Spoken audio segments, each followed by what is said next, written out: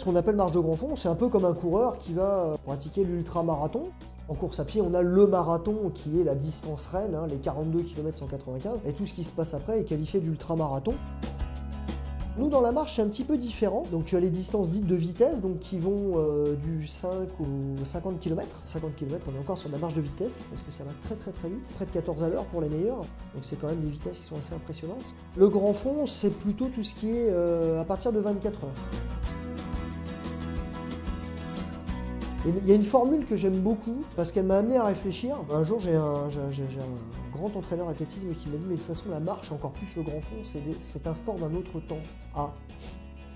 Il m'a dit « Tu fais ça, mais c'est un sport d'un autre temps. Ça devrait même plus exister, ce truc. C'est plus assez fun, c'est plus assez plaisir. Aujourd'hui, c'est ce que recherchent les gens. En tout cas, moi, mon école de vie, c'est plus la marche de grand fond que la marche de vitesse. Ouais. Je trouve ça, pour moi, beaucoup plus formateur, parce que, malgré tout, un 20 km, c'est pas une aventure, un 50 km non plus. Par contre, un 24 heures, c'est déjà une aventure en soi.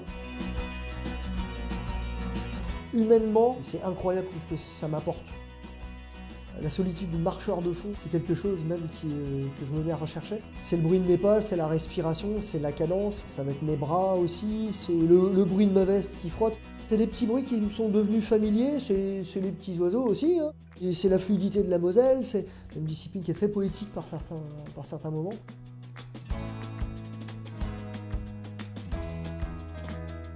J'ai toujours été fasciné par les efforts longs depuis tout petit, que forcément c'était une évolution naturelle chez moi. Voilà, sans savoir jusqu'où je pouvais aller, mais en voulant tester mes limites, j'ai vu que mes limites n'étaient pas encore là. Donc... On cherche tous une petite revanche par rapport à soi-même, peut-être par rapport à un événement de la vie ou je ne sais trop quoi. Je pense qu'on a tous ce truc en plus qui fait qu'on est capable d'aller dans des retranchements comme ça. C'est comme ça qu'à la fin on arrive sur des très longues durées, sur des très longues distances.